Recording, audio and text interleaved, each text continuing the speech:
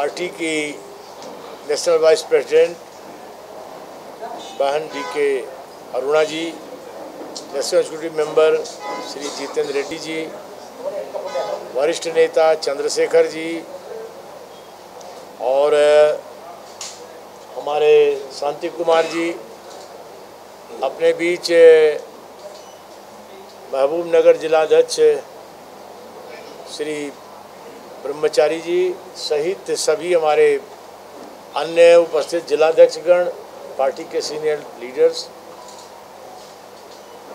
उन सबको सम्मान के साथ आप सभी मीडिया के, महबूब नगर के बहुत ही सम्मानित प्रिंट और इलेक्ट्रॉनिक मीडिया के लोगों को मैं आप सबको हृदय से बहुत बहुत सम्मान व्यक्त करता हूं। अंदर की राम राम आप सबको। आज जैसा बहन अरुणा जी ने बताया, केंद्रीय पार्टी के संगठनात्मक योजना के तहत यहाँ की कुछ लोकसभाओं से मेरे को जोड़ा गया है और उस दृष्टि से मेरा प्रवास है। कल रात आया, आज हूँ, कल यहाँ पूर्वाह्न तक मैं यहाँ कार्यक्रम करके वापस फिर आने का क्रम बना रहे। आज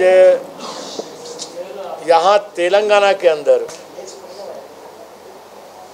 मैंने पार्टी के वर्कर्स के अंदर उनकी स्टेप बाय स्टेप मीटिंग्स हैं, मैंने जो महसूस किया है एक ज़बरदस्त इनर करंट है। वो लोग तेलंगाना की जनता के इंटरेस्ट में तेलंगाना की भ्रष्ट सरकार को हटाने के संकल्प के साथ पार्टी का काम कर रहे हैं और तेलंगाना में बीजेपी के पक्ष में परिवर्तन लाने के लिए कटिबद्ध हैं।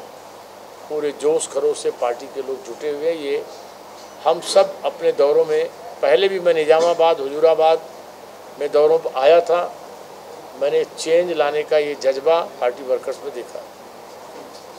इसके पीछे कारण है और जनता का रिस्पांस बहुत ही अच्छा मिल रहा है। उसके पीछे स्पष्ट कारण है। जिन जिन मुद्दों पर तेलंगाना राज्य बना और तेलंगाना की ये केसीआर की सरकार बनी, पूरी तरह से उन मुद्दों पर ये सरकार फेल है।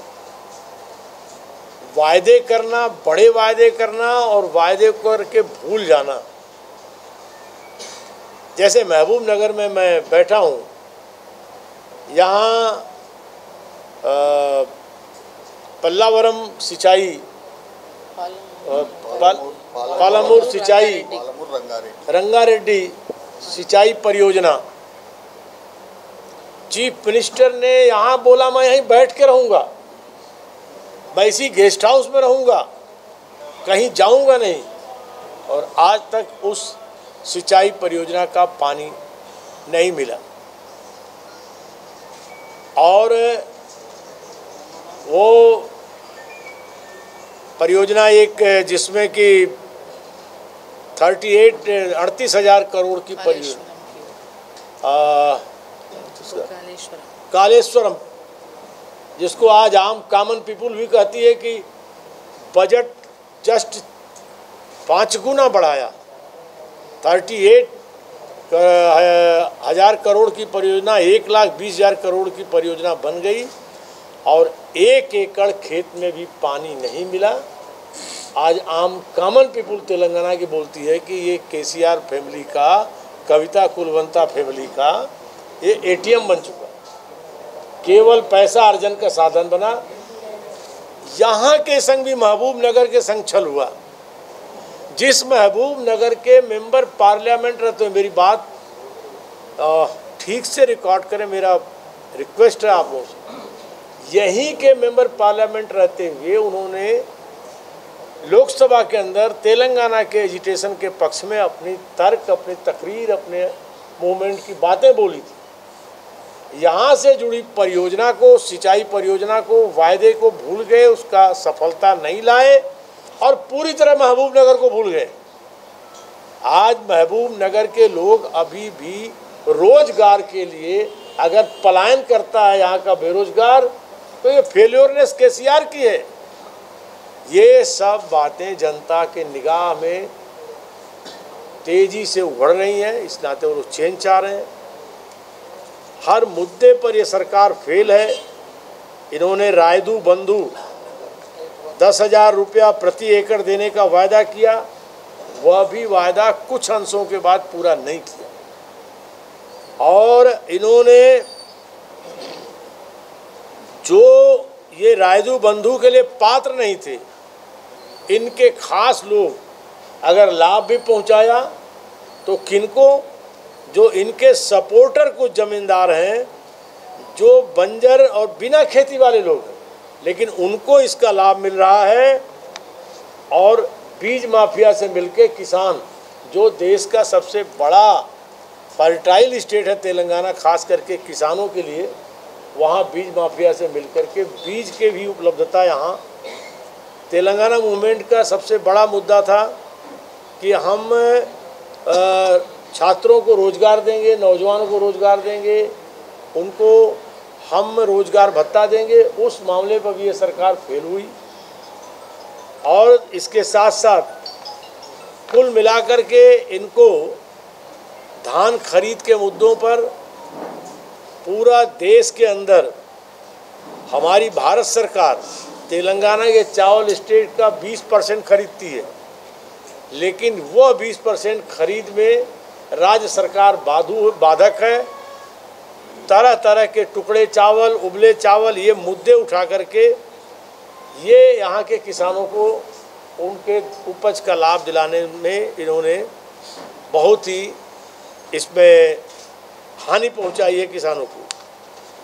साथ साथ ये आपको कुछ और महत्वपूर्ण बातें, दलितों के लिए भी जो वादा किया, वह वादा भी इन्होंने नहीं पूरा किया।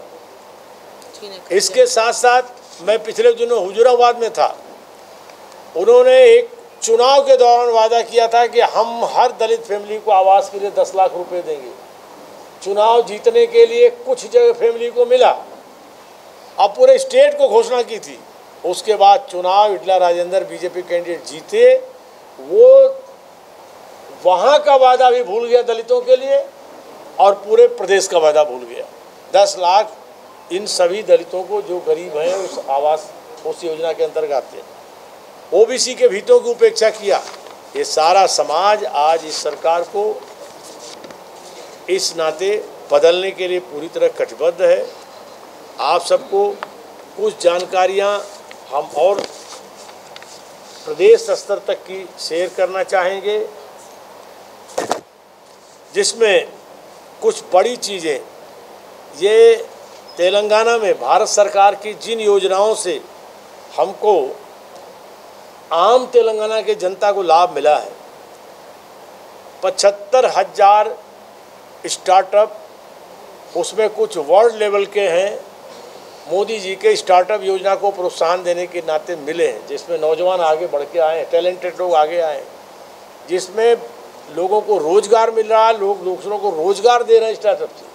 जो मोदी जी का विज़न है कि हम जॉब सीकर की जगह जॉब गिवर बने, उसमें 75,000 पूरे ऑल ओवर कंट्री में स्टार्टअप चिन्हित हुए हैं, जिसमें 3,658 स्टार्टअप ये मई 2022 तक का रिकॉर्ड है। अभी और बढ़ गए होंगे, मैं पीछे आए तो रिकॉर्ड आपको फिर शेयर कर रहा हूँ।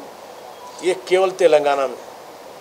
जनधन खाता, आज 45,000 करोड़ जनधन खाते खुले हैं, जिसमें से अभी ये रिकॉर्ड मेरा 2 महीने पुराने का है, 1,04,38,352 जनधन खाते केवल तेलंगाना में खुले हैं, और जिसमें महिलाओं को लाभ मिला है। भारत सरकार की योजनाओं का प्रत्यक्ष लाभ मैं आप सबको अवगत करा रहा हूँ।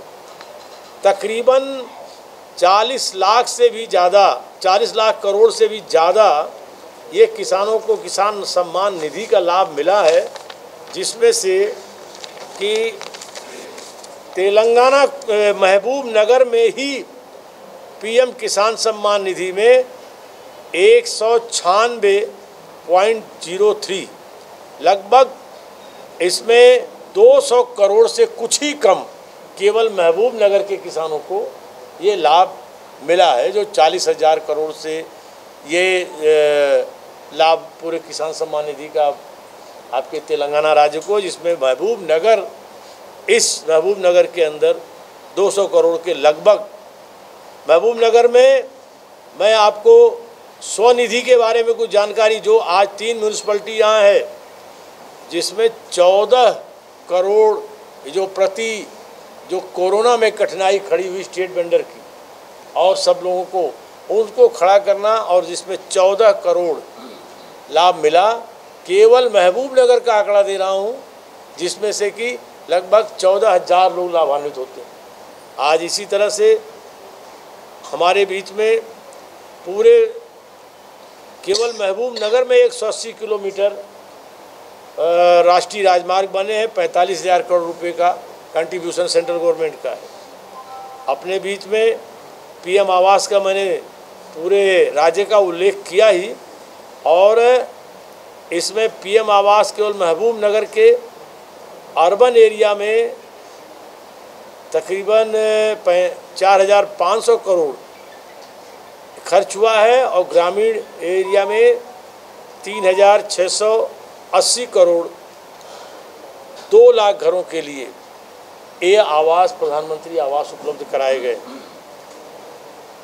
और तेलंगाना सरकार इसके इस्तेमाल पर जो डिटेलिंग जाना चाहिए। कई योजनाएं ऐसी हैं जिसमें भारत सरकार उम्मीद रखती है कि भाई आप यूटिलाइजेशन सर्टिफिकेट भेजिए।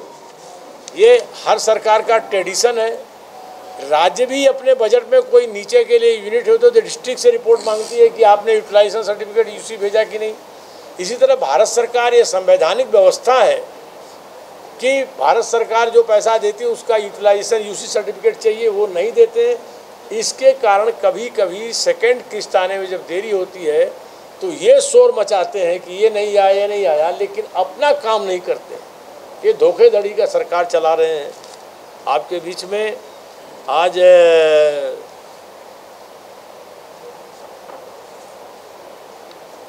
मैंने अभी यहाँ पर एक मुझे बताया गया कि केटीआर जो उनके सुपुत्र हैं, जिनको बोला जाता है रियल चीफ मिनिस्टर, वही है मिस्टर केटीआर ने कहीं बयान दिया कि केंद्र सरकार ने भी मेडिकल कॉलेज नहीं दिया। हमारे केंद्रीय स्वास्थ्य मंत्री मनसुख मंडाविया जी ने आंकड़े के साथ बता दिया है। मैं आपके भी इस बात को दोहरा रहा हूँ।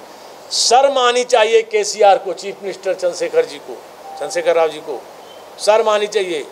पटना में जाके भाषण देना बड़ा आसान है। एक भी प्रपोजल तेलंगाना की जनता के लिए मेडिकल कॉलेज का सेंट्रल गवर्नमेंट ऊपर से मेडिकल कॉलेज टपका नहीं देती है। डीपीआर, जमीन, पूरी तैयारी, कहाँ क्या रिक्वायरमेंट के साथ प्रपोजल जाता है। मैं यूपी से आता हूँ। यूपी में 75 डिस्ट्रिक्ट्स हैं। यूपी तुलनात्मक रूप से तेलंगाना एक अग्रणी राज्य माना जाता रहा है आर्थिक रूप से। आज यूपी जैसा राज्य जो पहले उसकी विकास दर छोटी थी, हमारी बीजेपी गवर्नमेंट आने का डबल इंजन सरकार का फायदा यह है कि यूपी के अंदर हर डिस्ट्रिक्ट मेडिकल कॉलेज के कंसेप्ट से हमारी योगी सरकार मोदी जी के मार्गदर्शन में काम कर रही है। दोनों सरकारें मिलकर काम कर रही हैं। आपको सुन के खुशी होगी, 75 डिस्ट्रिक्ट है, 65 डिस्ट्रिक्ट में मेडिकल कॉलेज आगे बढ़ रहे हैं। 54 निर्माण के फाइनल स्टेप में, 54 इस तरह से हर डिस्ट्रिक्ट में मेडिकल कॉलेज, मेडिकल फैसिलिटी बढ़ती है, स्टूडेंट्स को मेडिकल सीटें ज़्यादा मिलती हैं। ये सारी फैसिलिटी से वंचित किया केसीआर ने, छल किया है। मेरी कड़ी निंदा करता हूँ कि इस मामले पर उनके सुपुत्र को, उनके पिता को ज्ञान होना चाहिए कि उन्होंने तेलंगाना की जनता के संग छल किया है। एक भी डीपीआर, एक भी प्रपोजल नहीं भेजा। लेकिन हम उम्मीद करते हैं कि परिवर्तन आएगा, 100% आएगा, और आने वाली बीजेपी मेडिकल कॉलेज की रिक्वायरमेंट को शानदार तरीके से पूरा करेगी तेलंगाना के।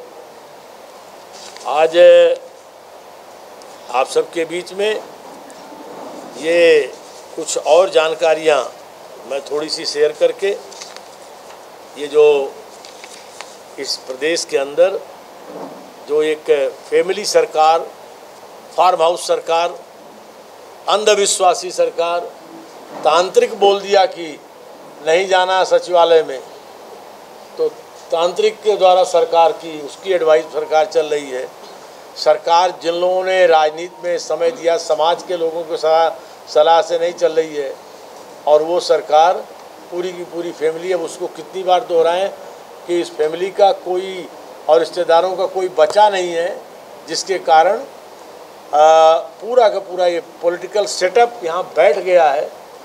एक भ्रष्ट फैमिली इस प्रदेश की जनता के संग छल प्रपंच की, धोखे की सरकार चला रही है। आप सब उससे परिवार के डिटेल नामों से अवगत ही है। इसको चेंज लाने के लिए बीजेपी ने कमर कस के पूरी तैयारियां की हुई है। आज के इस मौके पर मैं आप सबको एक बार पुनः इस बात का भरोसा देना चाहूँगा। कुछ आप सबको अगर कोई और विषय पूछना हो